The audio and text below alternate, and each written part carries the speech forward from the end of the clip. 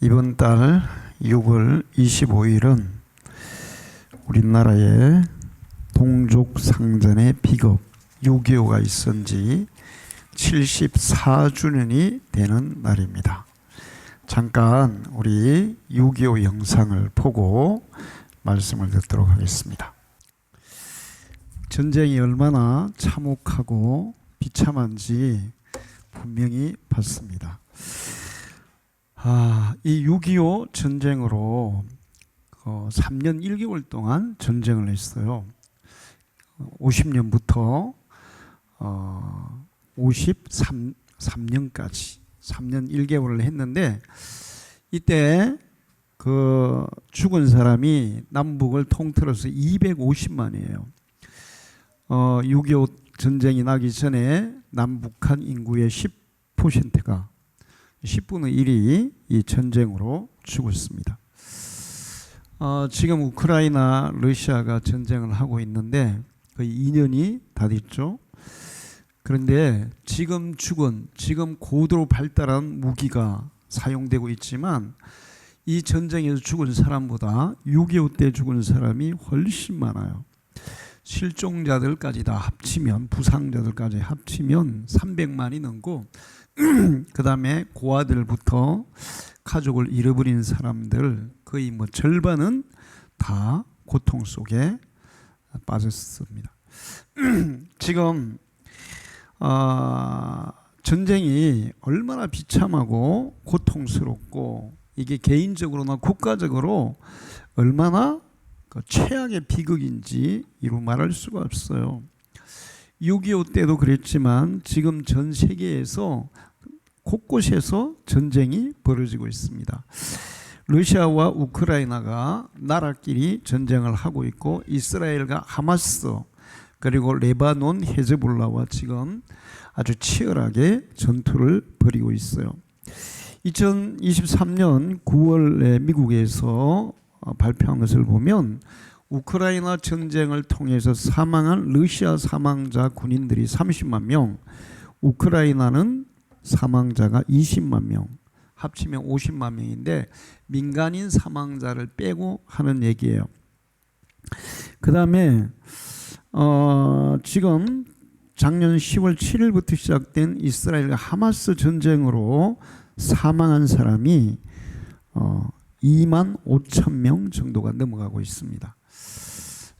이스라엘 사람들을 빼고 하마스 쪽의 사상자가 그렇게 많아요. 지금도 하루에 수십 명이 죽고 있어요. 우크라이나 전쟁도 그렇고 이스라엘과 하마스 전쟁도 그렇고. 그런데 이 나라 간의 전쟁뿐만 아니라 같은 나라에서 같은 민족끼리 아니면 서로 정파가 달라서 또 이 테러로 인해서 내전을 벌이고 있는 나라는 셀 수 없이 많습니다. 현재도 계속 일어나고 있는데 아프리카의 많은 나라가 내전을 겪고 있어요. 대표적인 나라는 시에라리온, 수단, 이런 나라들이 지금 계속 전쟁을 하고 있습니다. 그리고 이스라엘 북쪽에 있는 시리아도 계속 내전을 하고 있고, 미얀마도 쿤부와 반군 사이에 계속 내전을 벌이고 있어요. 이렇게 전쟁이 일어나고 있는 나라들의 국민들은 전쟁으로 인해 죽기도 하지만 그곳에 살 수 없기 때문에 조국을 떠나서 남의 나라에 이렇게 망명을 신청하는 난민들이 엄청나게 많아요. 얼마 전에는 멕시코에서 범죄 조직들, 테러 단체들이 테러를 해서 수많은 사람들이 지금 죽고 있습니다.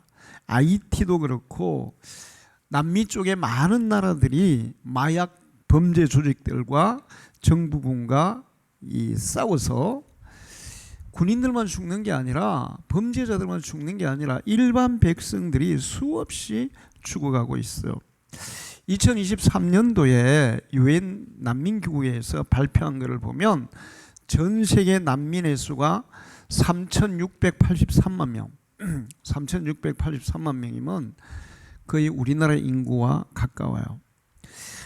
그렇게 많은 난민이 있는데 유럽에 1286만 명이 있고 아시아 태평양 지역에 715만 명, 그리고 그 외에 이제 난민들이 있는데 우리나라는 나라가 멀어서 그런지 안 받아줘서 그런지 난민 숫자가 별로 없어요. 우리나라는 3,498명이 지금 난민 신청을 하고 그렇게 있습니다. 난민이 100만 명 이상 등록된 국가가 이란, 터키, 독일 이런 나라들, 그리고 콜롬비아, 파키스탄, 우간다, 러시아 이런 나라들의 사람들이 다른 나라에 망명을 신청하고 난민으로 된 사람들이 엄청나게 많아요. 전쟁이 일어나면 전쟁터에서 죽는 사람도 고통스럽지만, 가족을 잃어버리는 사람들도 고통스럽지만, 그 나라에서 살 수 없어서 나라를 떠나서 남의 나라에 얹혀 살아야 되는데, 그러면 세계 어느 나라도 남의 나라 국민을 받아주는 나라가 없습니다. 지금 프랑스가 얼마 전에 그 투표를 했어요. 그런데 프랑스의 극우파 세력이 30몇 프로로 1등을 했는데, 그들이 주장한 게 뭐냐 하면 이제 앞으로는 프랑스의 외국 난민들을 절대로 수용하지 않겠다, 외국 난민들을 받아주지 않겠다, 그 주장을 해서 그렇게 많은 표를 얻었습니다. 이 얘기는 뭐냐 하면 프랑스나 독일이나 유럽 나라들이 난민들에게 굉장히 우호적임에도 불구하고 그런 나라들이 난민들을 안 받아준다는 거예요. 그러면 그 난민들의 삶은 어떠냐? 그게 남의 나라의 그 난민촌에서 아무 희망이 없어요. 공부도 못해요, 일도 못해요. 국가 세계적인 원조 기관에서 주는 겨우 하루에 한 끼나 두 끼 먹을 정도의 식량을 가지고 겨우 목숨만 부지하는 그런 상태에 살아요. 베트남 전쟁에서 베트남이 망하고 그 베트남에 살던 사람들이 보트를 타고 전 세계로 뿔뿔이 흩어져서 남의 나라를 찾아갔습니다. 우리나라는 베트남에 파병을 해서 베트남을 위해서 싸워줬던 나라예요. 그런데 베트남 난민들이 우리나라 왔을 때 그냥 바다에 놔두면 빠져 죽을 것 같으니까 잠시 내려서 잠시 머물게 하고 다 쫓아냈어요. 그러니까 난민으로 가서 살아도 차라리 죽는 것보다 더 못한 그런 삶을 살게 된다는 것입니다. 오늘 읽은 성경은 예레미야 선지자가 하나님 앞에 눈물로 탄식하는 그런 내용이에요. 눈물로 탄식. 그 내용을 오늘 그 예레미야 애가를 읽어보면 예레미야 선지자가 정말 고통 가운데서 얼마나 이스라엘이 지금 고통 속에 빠져 있는지를 읽을 수 있는 그런 내용이에요. 이스라엘 백성들이 하나님 앞에 범죄하고 타락해서 하나님은 바빌론을 들어서 이스라엘을 징계합니다. 바빌론이 이스라엘 쳐들어와서 이스라엘을 멸망시켜버려요. 100만 명 이상이 죽었고 이스라엘에 살던 모든 사람들이 전 세계로 뿔뿔이 흩어져서 난민이 되었어요. 그렇지 않으면 바벨론의 노예로 잡혀가서 바벨론에서 노예 생활을 했습니다. 그러다 보니까 그런 가운데서 예레미야는 그동안에 앞으로 이 이스라엘이 하나님 앞에 바로 서지 못하면, 의로운 백성으로 거듭나지 않으면, 그렇게 계속 죄를 짓고 타락하게 살면 바빌론에서 멸망을 당할 수 있다는 경고를 했음에도 불구하고 그 경고를 무시하고 예레미야를 핍박하고 그리고 계속 하나님을 거역했던 그 이스라엘 백성들이 결국에는 바빌론의 침공을 받아서 이렇게 비참한 신세가 돼버린 거예요. 눈물로 탄식하고 그 다음에는 후회를 해도 때는 늦은 것입니다. 지금 우리나라는 전 세계적으로 정말 가장 잘 사는 나라라고 얘기할 수가 있어요. 진짜 잘 사는 나라예요. 왜 잘 사냐 하면 일단은 치안이 굉장히 안정적입니다. 세계에서 치안이 제일 안정된 나라가 우리나라예요. 미국도 매일같이 총기 사고가 아니라 총기 사건들이 매일같이 일어나고 있어요. 가장 안전하다고 생각하는 미국도 안전하지 않습니다. 일본도 굉장히 안전하다 하지만 안전하지 않아요. 그 범죄 단체들과 계속 싸우고 있고, 내전으로 싸우고 있고, 국가적으로 싸우고 있고, 천연재해, 그다음에 이 자연재해. 중국은 요즘 남쪽에는 비가 너무 많이 와가지고 다 잠겼어요. 북쪽에는 비가 너무 안 와가지고 지금 바짝 말라서 땅이 턱턱 다 갈라졌어요. 여러분, 미국의 토네이도 봤죠? 하루에 토네이도가 막 40개가 한 번에 막 풀어닥쳐가지고 완전히 막 초토화시켜버려요. 우리나라에는 토네이도가 없어요. 산들이 많아가지고 토네이도가 불 수가 없어. 얼마나 감사한지 몰라. 그런 천연적인 조건, 그 다음에 또 이런 그 안정된 치안 뿐만 아니라 우리나라의 고용이나 직장에 가고 싶으면 직장이 더 가고 싶은 사람보다 많아요. 안 가서 문제지, 가려고 하면 직장은 얼마든지 많아요. 그 다음에 물가가 뭐 높다고 얘기하지만 실제적으로 다른 나라에 비하면 그렇게 높은 게 아니에요. 금리도 높다고 하는데 우리나라 금리가 미국보다 훨씬 낮습니다. 지금 미국은 5.5%인가 그렇고 우리나라는 3.5%밖에 안 돼요. 그 다음에 공공복지는 세계 최고 수준이, 의료 서비스 세계 최고 수준에다가 공공복지가 얼마나 잘 돼 있고, 그 다음에 국가 재정도 굉장히 OECD 중에 최고 건전한 그런 재정을 운영하고 있어요. 그렇게 잘 사는 나라가 우리나라예요. 이번에 사우디가 그 성지순례를 막 전 세계 회교도들이 와가지고 사우디 메카 성지순례 하다가 사람들이 1000명 이상 죽었어. 성지순례 하다가 왜 죽었냐? 사우디 온도가 55도 막 이렇게 올라가가지고 그 성지순례 걷다가 막 열사병으로 죽는 거야. 거기다가 사람이 너무 많이 가 밟혀 죽은 사람도 많아. 자, 그런 전 세계의 상황들을 보면 우리나라가 정말 안정적이고 가장 살기 좋은 나라라는 것은 그거는 뭐 비교할 수 없는 거예요. 그런 나라에서 우리가 살고 있어요. 여러분이 그런 나라에 사는 것에 대해서 진정으로 감사하는 마음을 가지기를 축원합니다. 진짜 감사하는 마음을 가져야 돼요. 여러분이 북한에서 살아보세요. 지금 북한에서 굶어 죽는 사람이 얼마나 많은지, 굶어 죽기 직전에 있는 사람이 얼마나 많은지.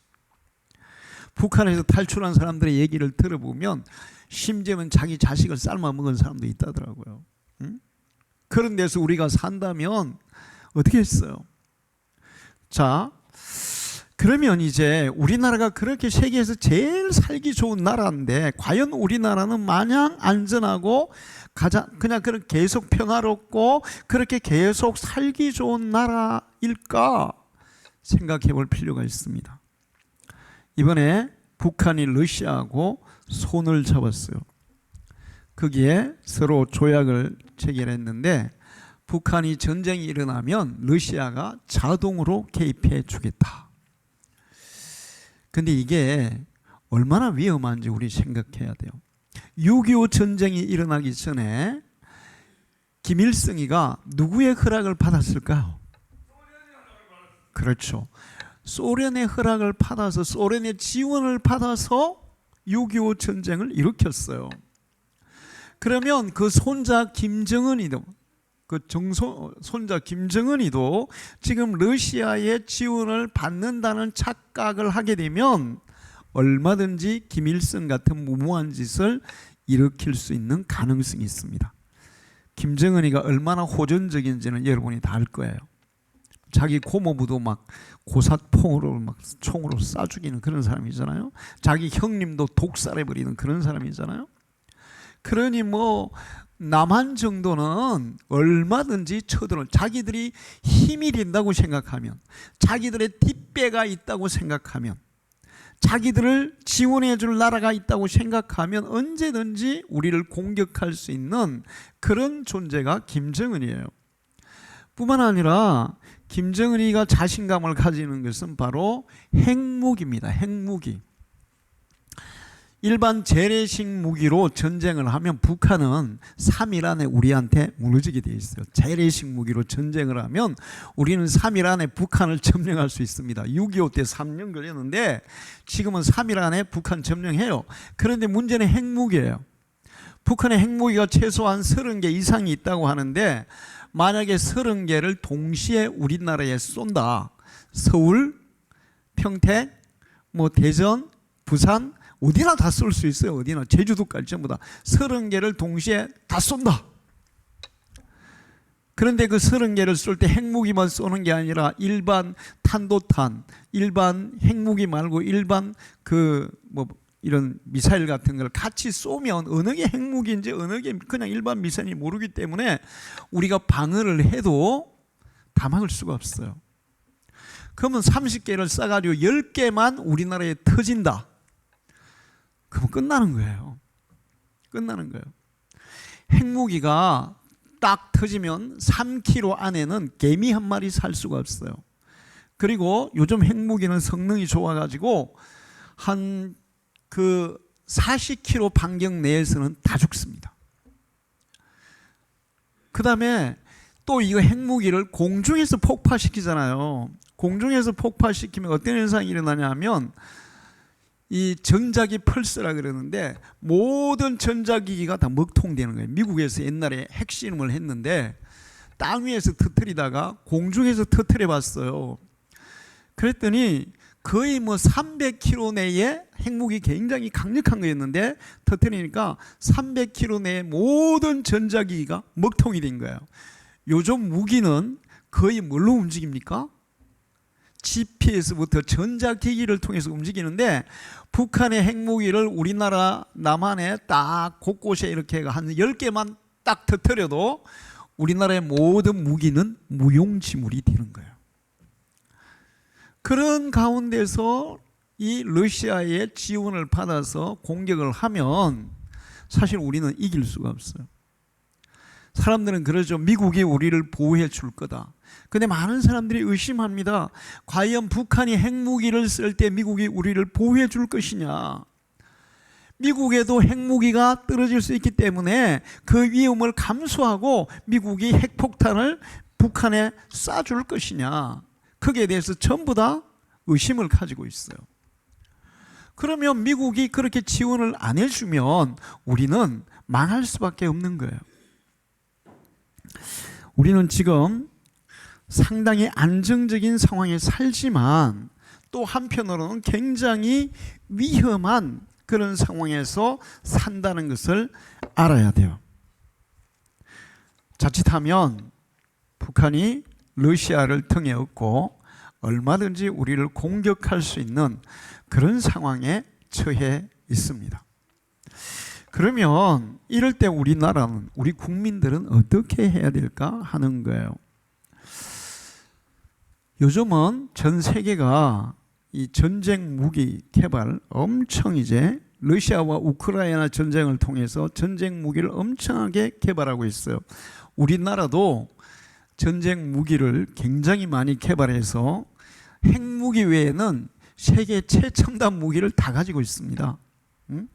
최첨단 무기를 다 가지고 있어요. 핵무기 빼고 전쟁하면 중국과도 싸워볼 만하고 러시아하고 우리하고 1대1로 붙어서 싸워볼 만한 그런 나라예요. 그런데 재래식 무기가 아무리 좋아도 핵무기가 있으면 그거는 무용지물인 거예요. 아무 소용없어요.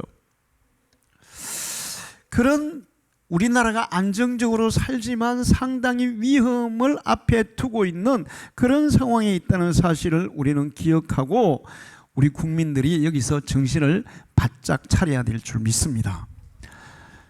우리가 먼저 생각해야 될 게 뭐냐 하면 우리 대한민국 국민들이 하나로 똘똘 뭉쳐야 돼요. 옛날에 그런 말이죠. 뭉치면 살고 흩어지면 죽는다. 그래요. 역사를 보면 한 나라가 망할 때 강한 외적이 쳐들어와서 망하는 경우가 있지만 거의 다 내부 분열 때문에 망한 경우가 많아요. 고구려가 가장 강력했어요. 신라 백제 고구려가 가장 강력했어요. 그런데도 불구하고 망한 것은 내부 분열 때문이었어요. 형제간들이 서로 싸워서 나라를 이끌어가는 위정자들이 서로 싸우면서 서로 다투기 때문에 내부 분열로 망했습니다. 임진왜란이 왜 일어났을까요? 임진왜란 일어나기 전에 일본에 통신사를 보내서 일본이 전쟁 준비하고 있다는 걸 알고 왔어요. 그런데 그때 우리 조선에서는 동인, 서인, 남인, 북인, 지금 우리나라 민주당, 국민의힘 이렇게 나눠져 가지고 싸우듯이 그렇게 서로 싸우고 있었어요. 그래서 보고할 때도 한쪽에서는 일본은 안 쳐들어온다, 한쪽에는 일본은 쳐들어온다. 분명히 일본이 쳐들어오는 게 분명한데도 서로 당파 싸움 때문에 안 쳐들어와요. 그러면서 준비를 전혀 안 한 거예요. 그래서 7년의 임진왜란을 통해서 우리나라 조선이 얼마나 고초를 많이, 완전히 나라가 전체 초토화됐죠. 뭉치면 살고 흩어지면 죽어요. 지금 우리나라는 이 나라를 이끌어가는 정치하는 사람들이 문제예요. 자기들의 권력을 유지하기 위해서, 자기들이 권력을 찾기 위해서 국민들을 계속 이렇게 선동을 합니다. 자기 편으로 끌어들이기 위해서. 그래서 국민들을 서로 다투게 하고 서로 나눠지게 하고 갈라치게 하고 그러면서 계속 지금 갈등 속에 있어요. 전라도하고 경상도, 참 이게 이제 경남은 전라도하고 경북하고 중간에 있어서 그런지 조금 덜해요. 근데 경북하고 태국, 전라도 전체, 광주, 전남, 전북 심각합니다. 보통 심각한 게 아니에요. 그런 데서는 상대당 후보가 한 명도 국회의원이 안 돼요. 대통령 선거에서도 보면 막 표가 엄청나게 차이가 나요. 이게 서로 동서가 지금 우리가 나눠져 있어요. 그 다음에 무슨 보수주의, 진보주의 그러면서 서로 나눠져 있어요. 그리고 걸핏하면 데모에다가 진보 진영에서 데모하고 보수 진영에서 데모하고 그러면서 나라가 지금 4분 5열 그런 가운데 있습니다. 이건 대단히 위험한 거예요. 정치하는 사람들이 내가 설사 이것이 국민에게 유익한 일이기 때문에 이것을 내가 함으로 해서 내가 정치 생명이 끝난다 해도 국민에게 유익하다면 내가 그것을 선택하겠다는 그런 위정자가 필요한데, 국민이야 어떻게 되든 어떻게 해서든지 자기 자리를 지키고 자기 권력을 지키고 그런 생각으로 가득 차 있으니까 계속 나라를 분열하게 만들고 있어요. 우리는 정신을 차리고 그런 분열하는 선동하는 사람들의 선동에 넘어가서는 안 될 줄로 믿습니다. 하나가 돼요. 전라도면 어때고 경상도면 어때요? 보수면 어때고 진보면 어때요? 서로 탄압하고 화합하고 또 정치도 요즘 보면 서로 막 극한 대립으로 가고 있어요. 정치가 뭐예요? 타협하고 그 다음에 협력하고 서로 좀 양보하고 그러면서 국가를 위해서 최선의 결과를 만들어내는 게 정치인데 그렇지 않아요. 자기 집단의 이익을 위해서 상대방 완전히 힘으로 막 밀어붙여버리고, 민주당에서는 지금 우리나라 정부가 독재한다 그러고 정부에서는 민주당이 국회 독재한다 그러고, 맞아요. 국회 독재. 우리는 이런 정치가들의 그런 선동에 절대로 속아 넘어가면 안 됩니다. 국민은 하나가 돼야 돼요. 할렐루야. 대한민국 국민은 대한민국이라는 그 목표 아래 하나가 돼야 될 줄 믿습니다. 그리고 그리스도인들은 그 하나 되는 일에 힘쓰는 사람이 돼야 돼요. 얼마 전에 어떤 교회 목사님이 같이 밥 먹는데 고민을 얘기하더라고요. 우리 교회의 성도들이 싸워가지고 지금 한 부류가 교회를 안 나온다고 난리야. 왜 그래 싸웠어요? 그랬더니 그 사람이 그 싸운 사람이 저기 정광훈 거기에 맨날 집회에 가는 사람이래요. 그래가지고 교회 성도들이 그 사람 편을 안 들어주니까 왜 뭐 정강훈이가 모르니 나쁘니 뭐 아니 뭐 그러면서 이제 싸워가지고 교회를 안 나온다는 거야. 아니 정광훈님 때문에 왜 싸워서 교회를 안 나옵니까? 교회는 정광훈이나 민주당이나 그거보다 교회 안에 한 가족이에요. 할렐루야. 한 하나님의 백성이에요. 그게 더 우선하는 거예요. 할렐루야. 대한민국 국민이 우선하는 거지 민주당이 우선이 아니고 국민의힘이 우선이 아닙니다. 대한민국 국민이라는 그 마음 안에 나라가 하나 되어야 될 줄 믿습니다. 그리고 또 하나는 정말 우리 국민들이 나라를 사랑하는 마음을 가져야 돼요. 나라는 어떻게 되든 말든 나만 잘 살면 돼, 나만 잘 먹으면 돼, 나만 부자가 되면 돼, 이런 생각을 고쳐야 돼. 나라 망하면 부자가 소용이 있을까요? 없을까요? 나라 망하면 제일 먼저 상대방 적국에서 제일 먼저 죽이는 사람이 누굴까요? 부자들이에요. 부자들 다 빼앗아 간다고요. 모든 국민들은 어떻게 보면 자기 자신의 삶보다 국가를 더 사랑하는 마음을 가져야 될 줄 믿습니다. 나라 망하면 개인은 소용없어요. 가정이 무슨 소용이 있어요. 보세요. 전 세계 뿔뿔이 그냥 그 난민으로 사는 3천만 명이 넘는 사람들이 나라를 잃어버리고 그러면 가족도 없어요. 미래도 없어요. 아무것도 없어요. 우리나라 국민들이 지금 어느 나라 가서도 그래도 어깨 좀 펼 수 있게 사는 것은 우리나라가 건전하게 서 있기 때문인 줄 믿습니다. 여러분 우리나라가 지금 전 세계 어느 나라를 가도 대한민국 국민들은 환영받을까요? 천대받을까요? 환영받아요. 그런데 우리나라가 망했어. 나라가 없어졌어. 어느 나라에서 우리나라 국민을 환영하겠어요? 바로 쫓겨나는 거예요. 내 개인의 삶보다 국가의 안녕이, 국가의 번영이 더 중요하다는 것을 항상 기억하고 살아야 될 줄 믿습니다. 나라가 잘 되면 내 개인도 잘 되게 되는 거예요. 나라가 잘 살아보세요. 잘 사는 나라들 보세요. 국가에서 그냥 대학교까지 공짜로 다 시켜주죠. 그 다음에 병원비도 다 공짜인 나라도 많아요. 그리고 은퇴하면 현직에서 일할 때보다 더 잘 사는 나라도 많아요. 이 국가가 잘 살면 은퇴해도 걱정이 없어. 다 그냥 뭡니까 연금을 몇백만 원씩 주니까. 응? 할렐루야. 자, 우리가 나라가 잘 되기를 바라고 나라를 사랑하는 마음을 가져야 돼요. 지금 러시아가 전쟁을 하면서 군인들의 숫자가 자꾸 줄어드니까 징집 명령을 내렸더니 러시아의 젊은이들이 많이 도망쳤어요. 우리나라까지도 도망쳐온 애들이 있어요. 이건 나라를 사랑하지 않는 거예요. 이제 우크라이나도 문제가 돼요. 전쟁이 2년 이상 막 이렇게 길어지니까 군인들이 막 20만 명 이상 죽었잖아요. 그래서 우크라이나에서 지금은 18세에서 60세까지는 누구나 다 군대로 올 수 있다고. 그래서 이제 징집을 하니까 이번에 어제 그 아래인가 뉴스에 보니까 7만 명인가가 도망갔어. 군대 가야 되는 사람 7만 명이 도망갔어. 그 사람들이 나라가 우크라이나가 망하면 그러면 자기 나라에서 살 수가 없어요. 다 난민이 되는 거예요. 나라를 지켜야 되는 거야. 근데 이스라엘 젊은이들은 전쟁이 나면 다 자기 나라로 귀국을 한대요. 그리고 군인으로 지원해 전쟁터에 나간대요. 이게 나라를 더 사랑하는 마음을 가지는 겁니다.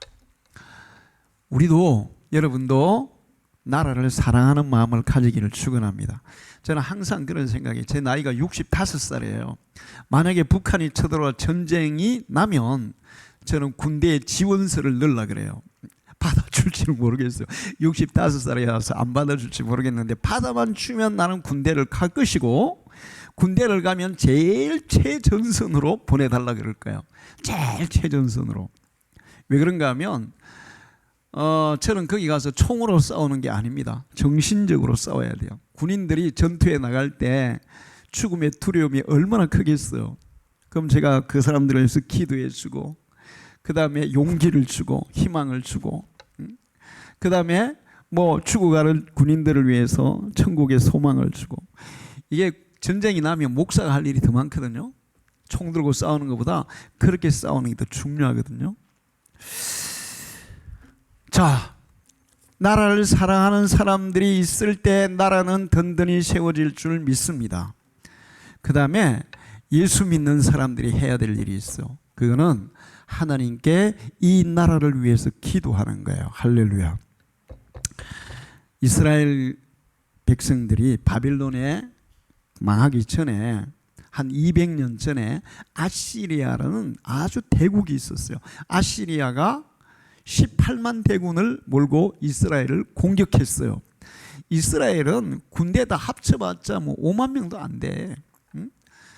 이 아시리아와 싸워서 도저히 이길 수 없는 그런 상황이에요. 그래서 히스기야가 이제 여러분 이제 우리가 기도만 해서는 몰라 안 돼요. 히스기야가 어떻게 했냐면 이스라엘 성 밖에 있는 모든 우물들을 다 덮어버려요. 아시리아가 물을 못 마시게. 그리고 그 우물을 지하 수로를 파가지고 예루살렘 성으로 다 끌어들입니다. 밖에 안 나가도 되게. 그렇게 해가지고 대비를 철저하게 해요. 이제 전쟁 대비를 해요. 그런데 적군이 워낙 많아서 만약에 적군이 이 예루살렘 성을 포위하고 한 1년만 딱 있으면 그 다음에는 물은 있어도 뭐가 없는 거예요? 양식이 없으니까 다 죽는 거야. 그런 위기였어요. 아시리아가 이스라엘 예루살렘을 포위하고 공격하려고 했어요. 그때 히스기야가 백성들에게 선포합니다. 우리가 우리의 군사력만 가지고는 아시리아를 이길 수가 없다. 우리는 전능하신 하나님을 의지하자. 하나님께 기도하자. 그래서 히스기야가 이 아시리아 이 왕이 보낸 항복 문서를 가지고 성전으로 가요. 하나님 앞에 펴놓고 기도합니다. 하나님, 적군은 너무 강합니다. 우리는 너무 약합니다. 이 약한 우리를 보호할 수 있는 분은 하나님밖에 없습니다. 이 나라를 지켜주십시오. 국민들 전부에게 기도하라 했어요. 그래서 기도했어요. 그리고 그날 하룻밤 사이에 아수르 18만 대군이 전부가 시체가 되어버렸어요. 하나님이 천사들을 보내서 그들을 다 죽게 했어요. 그래서 이스라엘은 아수르를 물리치고 승리했습니다. 6.25 때 인천 상륙작전을 하기 전에 상당히 어려운 작전이에요. 인천의 그 바다가 얼마나 그 밀물 썰물이 그 교차가 심하고 바다가 얕기 때문에 미군의 그 큰 군함들이 인천으로 들어오는 건 너무 어려운 거예요, 사실은. 그래서 이거 이승만 대통령과 목사님들이 부산에서 작전 기도를 했다더라고요. 인천 상륙작전을 앞두고. 그리고 그 기도 끝나는 날 인천 상륙작전이 기적적으로 성공할 수 있었어요. 여러분, 이 나라를 지키는 것은 군인이기도 하지만 그리스도인들의 기도가 이 나라를 더 든든히 지킬 줄로 믿습니다. 그리고 중요한 것은 국민들이 바르게 살아야 돼요. 하나님이 보호하는 나라는 국민들이 바르게 사는 나라예요. 이스라엘이 멸망한 것은 하나님의 뜻을 거역하고 온갖 그랑방탕하게 육신의 정욕과 죄악을 따라서 살아서 결국에는 하나님이 버린 겁니다. 하나님이 버리시면 강한 나라도 하루아침에 무너지는 거예요. 하나님이 지키시면 약한 나라도 어떤 강한 나라가 쳐들어와도 안전한 거예요.